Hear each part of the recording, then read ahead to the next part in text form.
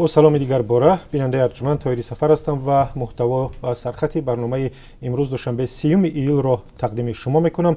برنامه تا کمتر از 3 ساعت دیگر مستقیم در وبسایت azadi.org و در همین کانال آزادی ویدیو در یوتیوب و صفحه رادیو آزادی در فیسبوک هم نشر می شود. اگر فرصت نکردید و اولی برنامه را از دست دادید میتوانید ثبت برنامه را هم تماشا کنید. بعد از نشر آن را در وبسایت و در یوتیوب هم میگذاریم.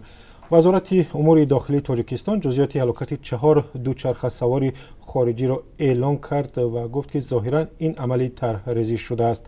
وزیر امور داخلی امروز نشست خبری داشت و گفت که در این حادثه همچنین از کارد اسلحه آتشفشان استفاده شده است و طور شما هم میدونید حادثه در ناحیه دنقره رخ داد. دو شهروند امریکا، یکی از هلند و هم یکی از شویцария کشته شدند. امام علی رحمان هم در این باره صحبت کرد و جزئیات این خبر را در برنامه خبری به سمع شما میرسانیم. منتظر شوید برنامه را ببینید، گزارش مفصل خواهیم داشت.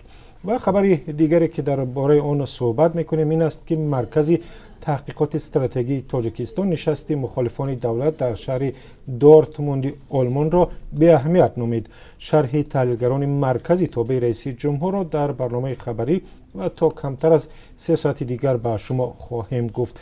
نمایندگان مخالفان از جمله اعضای حزب ممنوع نهضت اسلامی در تاجیکستان روز 15 ایول در شهر دورتموند جمع آمدند و درباره سازشنامه صلح صحبت کردند که 21 سال پیش امضا شد و به جنگ خونین شهروندی در تاجیکستان خاتمه داد.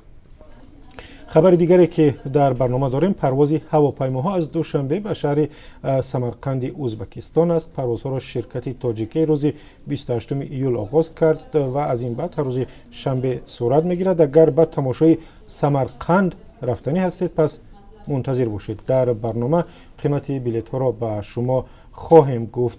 درباره سرنوشت تئاتر بزرگترین در آسیای مرکزی هم گزارش خواهیم داشت که بعد در دوشنبه بنیاد شود و هم درباره سرنوشت چایخانه معروف راحت که احتمالاً آن را از مرکز پایتخت تاجیکستان میبردارند کی یک بنیاد می شود و دیگری را کی احتمالاً ویران میکنند. صبر کنید تا کمتر از 3 ساعت دیگر در برنامه خبری به شما میگوییم.